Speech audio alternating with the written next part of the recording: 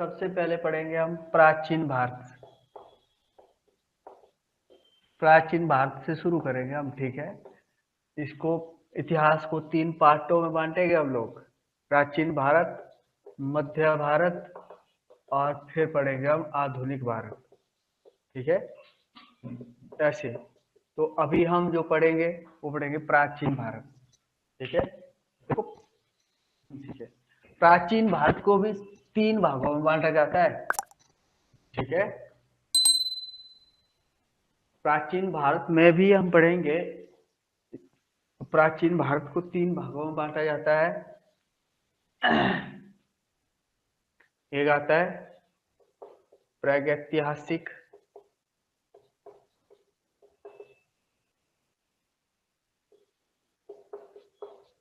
काल। एक आता है आद्य ऐतिहासिक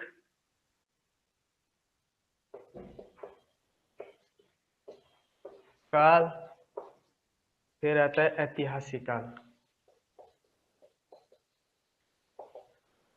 ठीक है। ऐसे इसको 3 भागों में बांटा जाता है, प्राचीन भारत को भी, ठीक है। अब इस प्रागैतिहासिक काल को भी 3 भागों में बांटते हैं हम आगे। एक बोलते हैं हम पूरा पाषाण काल, एक बोलते हैं मध्य पाषाण काल, और एक बोलते हैं हम नव पाषाण काल।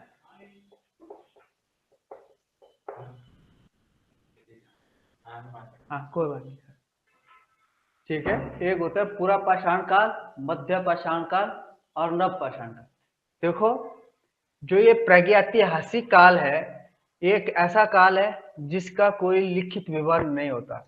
जिस काल का कोई लिखित विवरण नहीं होता, लिखित विवरण नहीं होता, उसे क्या बोलते हैं हम? उसे बोले प्रागैतिहासिक काल, ठीक है। इसमें लिखित विवरण तो है, विवरण तो है, पढ़ा नहीं गया है, पर पढ़ा नहीं गया है अभी तक। उसे बोले हम आद्य ऐतिहासिक काल। और ऐतिहासिक काल है, उसे कहते हैं लिखित विवरण है, पढ़ा भी गया है, पढ़ा भी गया है, ठीक है। वो है ऐतिहासिक काल। प्राचीन भारत को हम 3 भागों में बांटते हैं, ठीक है। प्रागैतिहासिक काल, आध्यात्मिक काल और ऐतिहासिक काल। प्रागैतिहासिक काल वो काल होता है जिसका कोई लिखित विवरण नहीं होता है। जिस काल का कोई लिखित विवरण नहीं होता है उसे बोले हम प्रागैतिहासिक काल, ठीक है। इसमें सिर्फ हम होगा होगा में ही बात करते हैं। शायद ऐसा रहा होगा, मानव गुफाओं में रहता होगा, वो कंदमूल फल खाता होगा, क्या करता होगा, यहाँ पर होगा में बात होती है, क्योंकि इसका हमारे पास कोई लिखित विवरण नहीं है, ठीक है। तो अनुमान लगाया जाता है ऐसा रहा होगा अवशेषों के माध्यम से, ठीक है। वैसे ही आगे आध्यात्मिक काल में क्या है, इसमें लिखित विवरण तो है लेकिन अभी तक पढ़ा नहीं गया उसको, ठीक है। तो वो बराबरी है, वो पढ़ा नहीं गया तो हमें पता क्या लगेगा, ठीक है। तो उसे पर हम उसको एक नाम दिए हैं आध्यात्मिक काल, उसे बोले हम आध्यात्मिक काल। जैसे जैसे कि हड़प्पा, हड़प्पा सभ्यता। हड़प्पा सभ्यता की अब हमें लिपि मिली है, वो भाव चित्रात्मक लिपि है, अभी तक पढ़ी नहीं गई है, ठीक है। तो इसलिए हड़प्पा को क्या काल कहा जाता है, इसको आध्यात्मिक काल भी कहा जाता है, क्योंकि इसका लिखित विवरण तो है लेकिन अभी तक पढ़ा नहीं गया है, ठीक है। उसे बोले हम आध्यात्मिक। आगे आया ऐतिहासिक काल, इसमें लिखित विवरण है, पढ़ा भी गया है, ठीक है, और हम लोगों को उसके बारे में पूरा पता भी है। जैसे हमारे वेद हुए, ठीक है, वेदों के बारे में लिखित हमारे पास विवरण है, मंत्र है, ठीक है। उन सब के बारे में हमें पता चलता है कि उस वक्त के समाज की स्थिति क्या थी, लोग क्या पहनते थे, लोग क्या खाते थे, ठीक है। हम पढ़ते हैं ना वेद, चार चार वेदों में हमें पता होता है कि 8वें मंडल में ये है, 7वें में, 10वें में ये है, है, उसमें पूरा पता है कि 1028 श्लोक है, ठीक है, वो सब चीजें हमें पता चलती है। क्योंकि इस काल का क्या है, लिखित विवरण है और उसको हम पढ़ते भी है, तो उसे बोलते हैं इतिहास। वो ऐतिहासिक स्रोत है, ठीक है। ये आध्यात्मिक है और ये प्रागैतिहासिक है, ठीक है, जिस काल का कोई विवरण नहीं होता। फिर देखो, इस प्रागैतिहासिक काल को भी हम आगे को 3 भागों में बांटते हैं, ठीक है। पूरा पाषाण काल, मध्य पाषाण काल, नव पाषाण काल। पैलियोलिथिक एज बोलते हैं इसको, इसको मेसोलिथिक बोलते हैं और इसको न्यूलिथिक बोलते हैं, ठीक है। 3 भागों में बांटा जाता है प्रागैतिहासिक काल को भी। इसमें आपको ज्यादा कुछ याद रखने की ज्यादा आवश्यकता नहीं है, क्योंकि इतना डीप आपसे नहीं पूछा जाएगा। वैसे तो इसको भी, पूरा पाषाण काल को भी 3 भागों में बांटते हैं। एक जो है निम्न पूरा पाषाण काल, एक जो है मध्य पूरा पाषाण काल, एक उच्च पूरा पाषाण काल। लेकिन वो आपको उतना ज्यादा नहीं पूछा जाता है, तो इतना आपको पढ़ने की जरूरत नहीं है, ठीक है।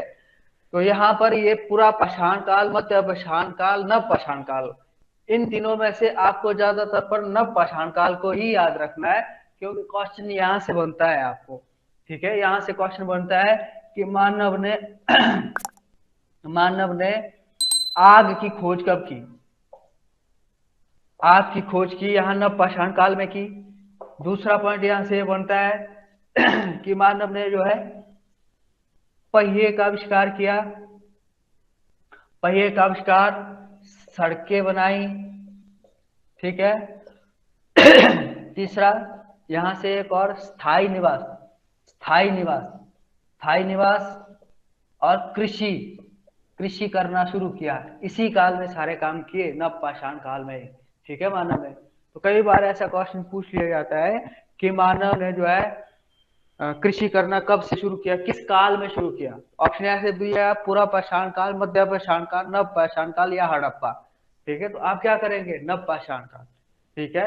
या मानव ने जो है स्थायी जीवन जीना कब से शुरू किया। ये पहले क्या होता था, मानव जो है शिकार करता था, फिर शिकार कर करके, अब शिकार एक जगह शिकार करना पॉसिबल नहीं था। अब जब शिकार के पीछे वो भागते थे तो एक जगह से वो बहुत दूर चले जाते थे, और जब वहां से वापस लौटना उनके लिए मुश्किल हो जाता था। फिर जब वहां पर पहुंच जाते तो वो वहीं बस जाते थे, ठीक है। तो वो एक जगह से दूसरी जगह जो है घुमक्कड़ टाइप में होते थे, घूमंतु टाइप में घूमते रहते थे खाने की खोज में इधर उधर, ठीक है। लेकिन यहाँ नव पाषाण आते आते मानव जो है ने कृषि करना शुरू कर दिया, आग की खोज कर ली, फिर उसने जो है फसलें उगानी शुरू कर ली। फिर उसको एक जगह से दूसरी जगह जाने की आवश्यकता नहीं पड़ी, उसने यहाँ पर पशुओं को पालना शुरू कर लिया, ठीक है। तो आपसे क्वेश्चन यहाँ से भी पूछा जाता है कि मानव ने सबसे पहले कौन सा पशु पाला। कुत्ता, हाँ कुत्ता। मानव ने सबसे पहले किस जानवर को पालतू बनाया, तो कुत्ते को पालतू बनाया था।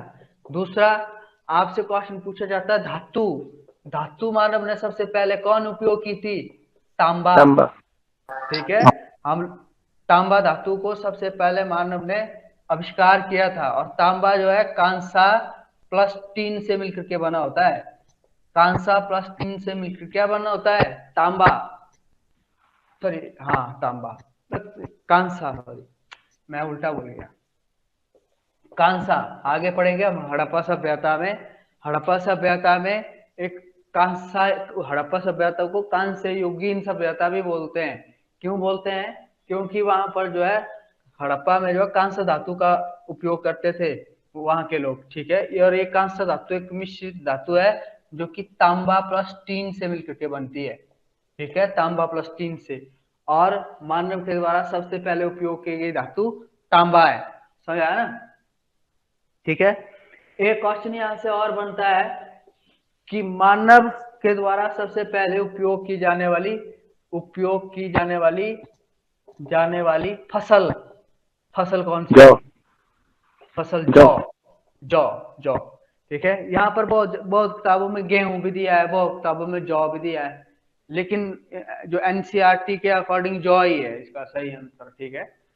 फिर दूसरा एक क्वेश्चन और भी बनता है यहाँ से कि मानव का वैज्ञानिक नाम क्या था, होमोसेपियन, वैज्ञानिक नाम, ठीक है, ये है होमो सैम्पियस, होमो सैम्पियस, सैम्पियस, ऐसे भी आपको याद रखना है, होमो सैम्पियस।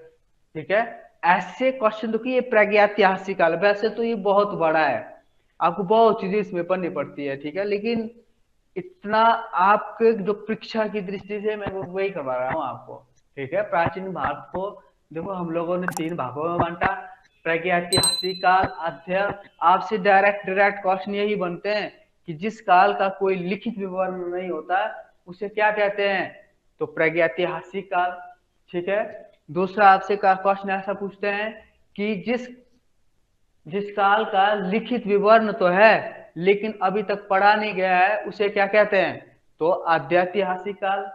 ठीक है, या फिर आपसे क्वेश्चन ऐसा पूछ लिया जा सकता है, हड़प्पा निम्नलिखित में से किस काल में आता है, ऑप्शन दिए जा सकते हैं, प्रागैतिहासिक काल, आद्यैतिहासिक काल, ऐतिहासिक काल। ठीक है, तो आप क्या करेंगे, आद्यैतिहासिक काल।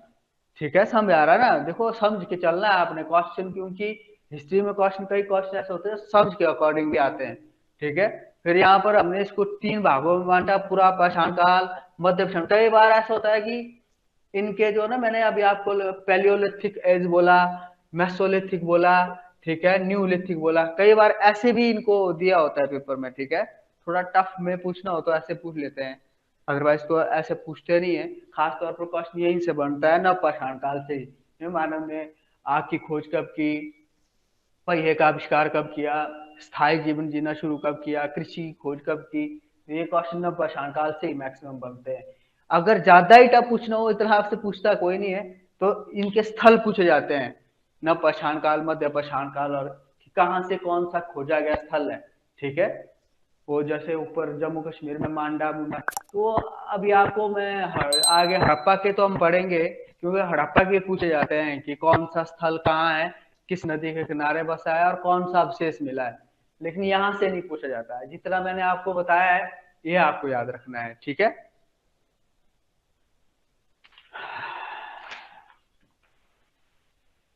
आगे, अब इसके आगे हमने थोड़ा सिंधु घाटी सभ्यता पढ़ते हैं, बाकी सिंधु घाटी सभ्यता ऐसे लिखते जाना है आगे को।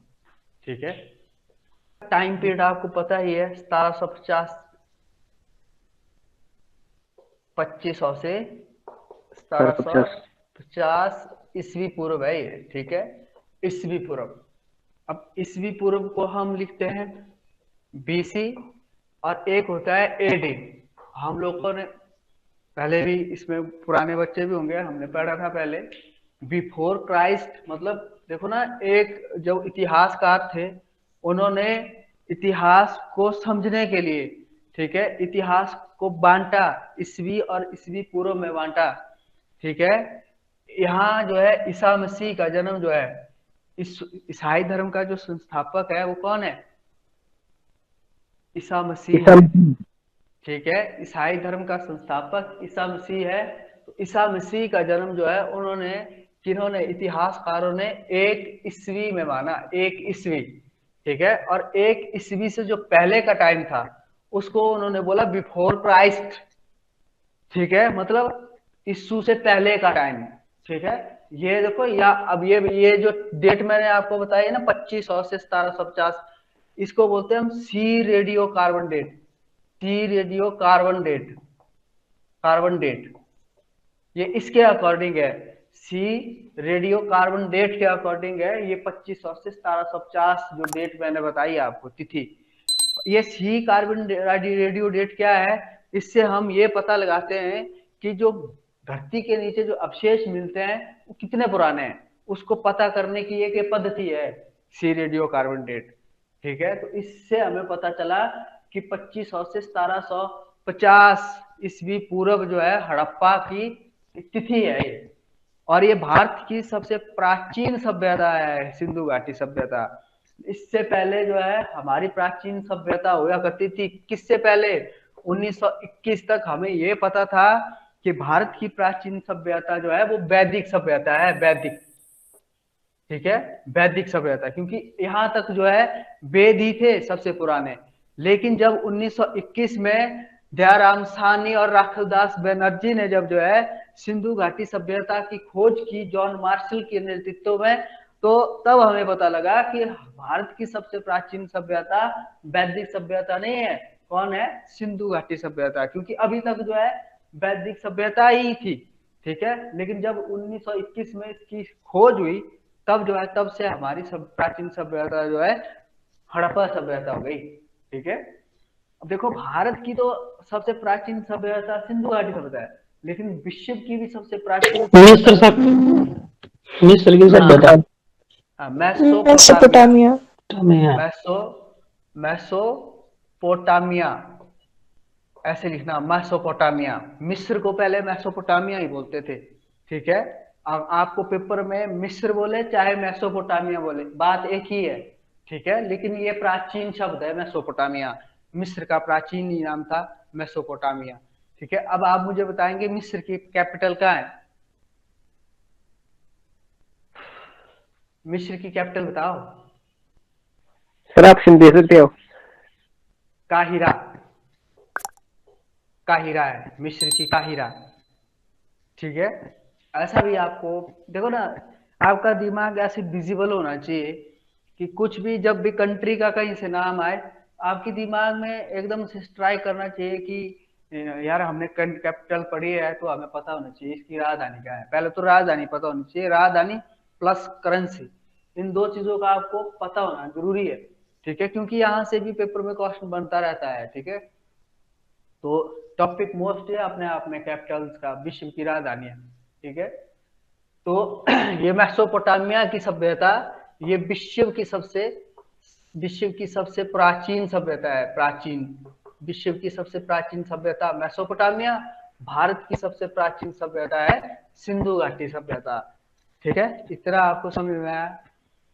नेक्स्ट देखना आपने, इसकी जो डेट की बात कर रहे थे हम, 2500 से 1750 डेट है। देखो एक चीज आपको और पूछा जाता है साइंस में, ठीक है, आपसे पूछा जाता है द स्टडी ऑफ टिश्यू, ठीक है। ब्रांचेज ऑफ साइंस में एक आता है आपको क्वेश्चन कि ऊतकों के अध्ययन को क्या कहते हैं, ऊतकों के अध्ययन को क्या कहते हैं, ऊतकों के अध्ययन, हिस्ट्री से रिलेटेड है तभी बता रहा हूं मैं, ठीक है। ऊतकों के अध्ययन, यही जो अवशेष है उनको ऊतक बोलते हैं, ऊतकों के अध्ययन को क्या कहते हैं? न्यूमेस्मेटिक, नहीं सॉरी, नहीं, वो तो सिक्कों का अध्ययन है, सिक्के, कॉइन, वो स्टडी ऑफ कॉइन है, ठीक है। ये स्टडी ऑफ टिश्यू है, ऊतक, इसको बोलते हैं हिस्ट्री से हिस्टोलॉजी, हिस्टोलॉजी, ऊतकों को अध्ययन को हिस्टोलॉजी बोलते हैं, हिस्टोलॉजी। तभी मैं बोल रहा हूँ ये हिस्ट्री से रिलेटेड है, पूछा जाता है पेपर में कि ऊतकों के अध्ययन को क्या कहते हैं, साइंस में पूछा जाता है। वैसे साइंस में बहुत बड़ा टॉपिक है ये, ब्लड के अध्ययन को क्या कहते हैं, the study of blood, haematology, है ना। शैवालों के अध्ययन को क्या कहते हैं, फाइकोलॉजी, कवक के अध्ययन को क्या कहते हैं, माइकोलॉजी, वो भी आपको पता होना चाहिए। एपीकल्चर,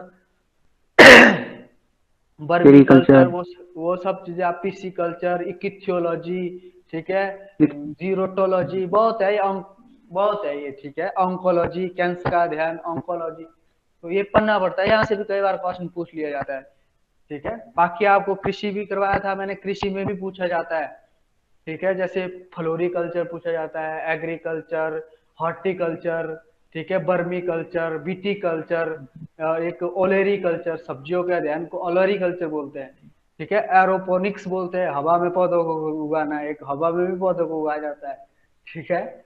ऊतकों के अध्ययन को हिस्टोलॉजी बोलते हैं, ये आपको याद रखना है, हिस्ट्री से रिलेटेड है, ठीक है। चलो जी, नेक्स्ट देखना आपने, हम पढ़ रहे थे ईसवी और ईसवी पूर्व में क्या अंतर है, ठीक है। तो मैंने बोला ये है बीसी। अब देखो यहाँ से 2500 हमारा इतिहास लास्ट है, हम 2500 से 1 ईस्वी में पहले पहुंचेंगे। जब हम 2500 से 1 ईस्वी तक पहुंचते हैं तो उसको पढ़ते हैं हम बीसी में। जब हम 1 ईस्वी से आगे को जाते हैं, ऐसे आगे को जाते हैं, 1 से 2 ईस्वी, 3 ईस्वी, 4 ईस्वी, तो उसको हम ईस्वी पढ़ते हैं।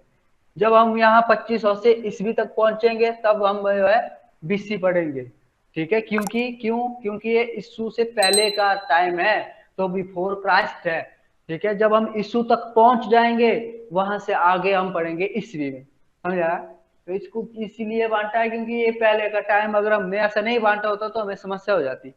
इस समस्या का हल निकालने के लिए ये भूगोल वेताओं के द्वारा ये बना बांटा गया टाइम को, ठीक है, दो पार्टों में, एक बीसी में एक एडी में, ठीक है। इसकी भी फुल फॉर्म दी है, एनिमो डोमिनो, ठीक है, एनिमो डोमिनो इसकी फुल फॉर्म होती है, ठीक है। एडी की भी हो सकता है पूछ ली जाए कई बार। इसकी बिफोर क्राइस्ट होती है, आपको ऐसा भी याद रखना है, ठीक है। एक को बोलते हैं हम ईसवी पूर्व, दूसरे को बोलते हैं हम ईसवी, समझा, ठीक है ना। मैंने आपको उस टाइम भी बताया था, फिर बोल रहा हूं, ईसा मसीह का जन्म जो है जेरूशलम में हुआ है। जेरूशलम बोलो चाहे येरूशलम बोलो, जेरूशलम। और जेरूशलम को क्या बोलते हैं हम लोग? ईसा मसीह का जन्म स्थान। जेरूशलम को हम लोग बोलते हैं पवित्र भूमि का देश, पवित्र भूमि का देश, भूमि का देश इसीलिए बोलते हैं क्योंकि यहाँ ईसा मसीह का जन्म हुआ था, ठीक है। आपको भौगोलिक उपनाम भी आते हैं, ठीक है, विश्व के भौगोलिक उपनाम आपने पढ़े होंगे, तो उसमें मैंने लिखाया था आपको, पवित्र भूमि का देश किसे कहते हैं? जेरूशलम को कहते हैं। यहाँ जेरूशलम में क्या हुआ था? ईसा मसीह का जन्म हुआ था। और कब हुआ था? 4 ईस्वी पूर्व में हुआ था, ठीक है। इसके जन्म को हमने 1 ईस्वी माना है, ना कि है, ठीक है।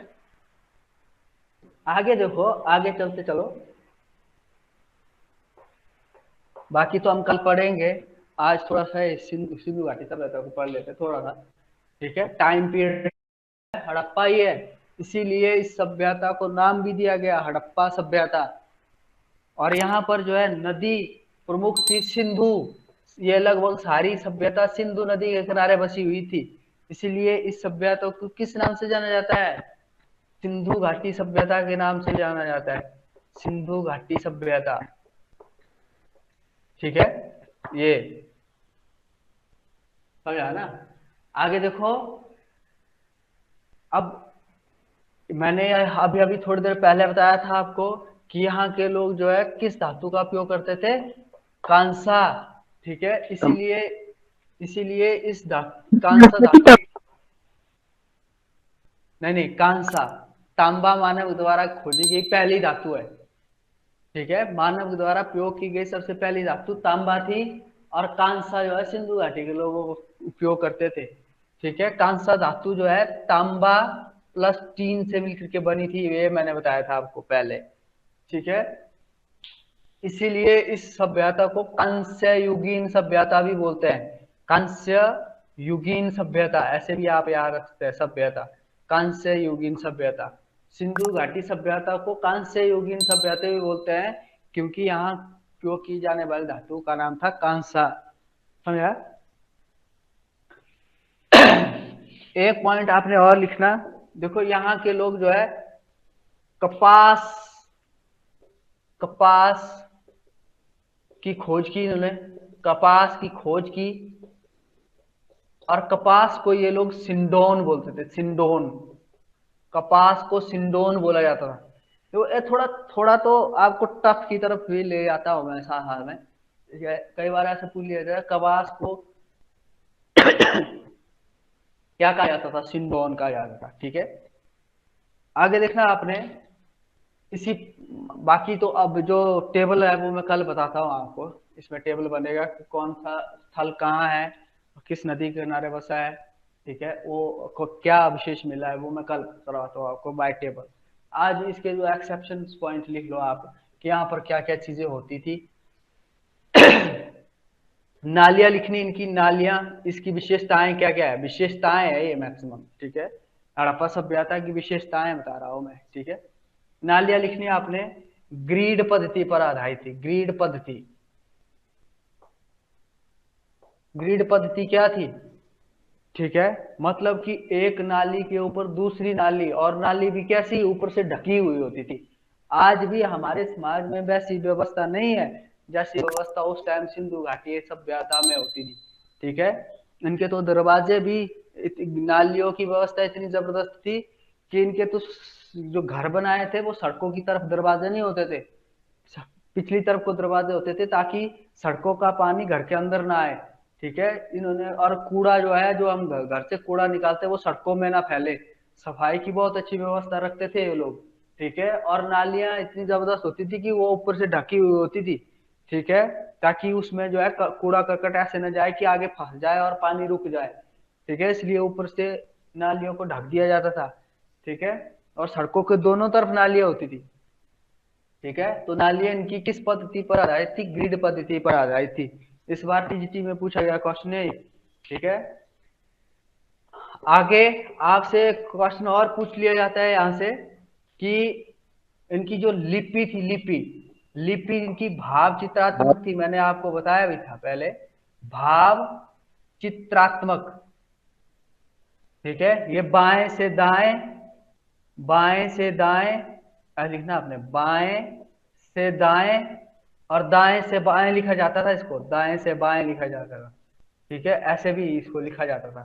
ठीक है, भाव चित्रात्मक लिपि थी इनकी, जो कि अभी तक पढ़ी नहीं गई है। ठीक है, चित्र ही है इसमें। ठीक है, अभी इसको पढ़ने में किसी को सफलता नहीं मिली है। अशोक के शिलालेखों में जो लिपि लिखी गई है, जिसको हम ब्राह्मी लिपि बोलते हैं खासतौर पर, वो जो है पढ़ी है 1837 में। 1837 में उसको पढ़ने में सफलता पाई थी जेम्स प्रिसेम्प ने। जेम्स प्रिसेम्प, प्रिसेम्प, ये भी मोस्ट क्वेश्चन है, क्वेश्चन पूछा जाता है पेपर में। ठीक है, तो अशोक के शिलालेखों को सबसे पहले पढ़ने में सफलता जेम्स प्रिसेम्प ने पाई थी 1837 में। लेकिन ये जो सिंधु घाटी की लिपि है, ये अभी तक किसी ने नहीं पढ़ी है। ठीक है, तो इसलिए इसे जो है आद्य-ऐतिहासिक काल कहा जाता है, क्योंकि इसमें जो है लिपि तो है लेकिन अभी तक पढ़ी नहीं गई। ठीक है, तो कैसी लिपि है? भाव चित्रात्मक लिपि है, ये आपको याद रखना है। नेक्स्ट देखो, इनका जो पूजा, पूजा किसकी करते थे? पूजा लिखना है आपने। हाँ, शिव। वैसे तो शिव था, पर इनका जो पूजनीय देवता था उसको बोलते थे पशुपतिनाथ, पशुपति। और ये पशुपति का मंदिर भी है, कहाँ है? काठमांडू। हाँ, नेपाल में है, काठमांडू में। देश पूछे तो नेपाल, अगर शहर पूछे तो काठमांडू में, नेपाल में। ठीक है, पशुपति, ये पशुपति की पूजा कैसे करते थे? और किसकी पूजा करते थे? मातृ देवी की पूजा करते थे, मातृ देवी की पूजा करते थे। मातृ देवी मतलब मिट्टी की पूजा करते थे। ठीक है, मिट्टी को जो है माँ मानते थे, धरती माता बोलते थे। और यहाँ पर अवशेष मिले हैं हड़प्पा में, जो एक ऐसी मूर्ति मिली है जिसके पेट से जो है वृक्ष निकला हुआ दिखाई दिया है उसमें, मूर्ति में। ठीक है, तो वो माना गया है कि वो मातृ देवी की प्रतिमा है। उससे पता चलता है कि ये लोग जो है वृक्षों, मिट्टी इत्यादि की, मतलब प्रकृति की पूजा करते थे ये लोग। ठीक है, पूजा में ये याद रखना है आपने। एक इनका जो है प्रिय पशु होता था, प्रिय पशु, उसे बोले थे हम कुब्बड़ वाला सांड, कुब्बड़ वाला सांड। ठीक है, ये इनका प्रिय पशु होता था। ठीक है, देखो गाय वगैरह, अभी गाय का इनको नॉलेज ही नहीं था। ठीक है, गाय का नॉलेज इनको बहुत बाद में हुआ, जब हम उत्तरवेदी काल पढ़ेंगे तब आएगी गाय। ठीक, ऋग्वेदी काल पढ़ेंगे तब आएगी गाय। ठीक है, वहां पर गाय को अघन्या कहा गया, ना मारने हो गया, बहुत पशुधन होता था उस वक्त। ठीक है, उसे पूजनीय माना जाता था, लेकिन यहाँ पर गाय का इनको ज्ञान नहीं था। अभी मैं लिखाऊंगा। ठीक है, ठीक है, लिखो, गाय, पॉइंट करके लिखना है, गाय और घोड़ा, घोड़ा जानवरों का, जानवरों का हड़प्पा के लोगों को, हड़प्पा के लोगों को ज्ञान नहीं था। ये स्पेशल इंडिकेट करके दिया जाता है आपको कि निम्नलिखित में से किस पशु का ज्ञान हड़प्पा के लोगों को नहीं था। तो या तो घोड़ा होगा या तो गाय होगा। खास तौर पर इन दो पशुओं का नॉलेज उनको नहीं था। अवशेष फिर भी मिले हैं, लेकिन खास तौर पर इनकी मुहरें होती थी। ठीक है, मुहरे, उन मुहरों में जो है इनका, इनके चित्र नहीं बने हैं। ठीक है, इसलिए और जिनके जो अवशेष मिले वो भी कम मात्रा में मिले, इसलिए माना जाता है कि गाय और घोड़े का इनको ज्ञान नहीं था। ठीक है, नेक्स्ट लिखना आपने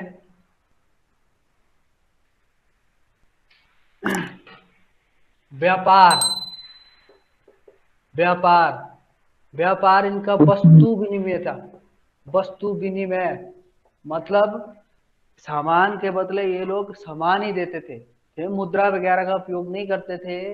ठीक है, ये क्या करते थे, एक वस्तु, मान लीजिए किसी के पास गेहूं होगी और जौ उसके पास नहीं है, गेहूं है, तो वो किसी दूसरे व्यक्ति को क्या करेगा, गेहूं ज्यादा है तो गेहूं दे देगा और जौ उससे ले आएगा।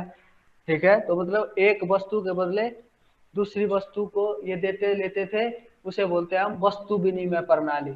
ये जो है व्यापार करते थे वस्तु विनिमय प्रणाली से। ठीक है, हड़प्पा के लोग। परिवार, परिवार लिख लो, परिवार भी मोस्ट है। परिवार इनका मातृसत्तात्मक था, मातृसत्तात्मक। ठीक है, परिवार कैसा था, मातृसत्तात्मक था, मतलब स्त्रियों की स्थितियां अच्छी थी। ठीक है, माता प्रधान होती थी, परिवार का प्रधान माता होती थी, ना कि पिता होता था।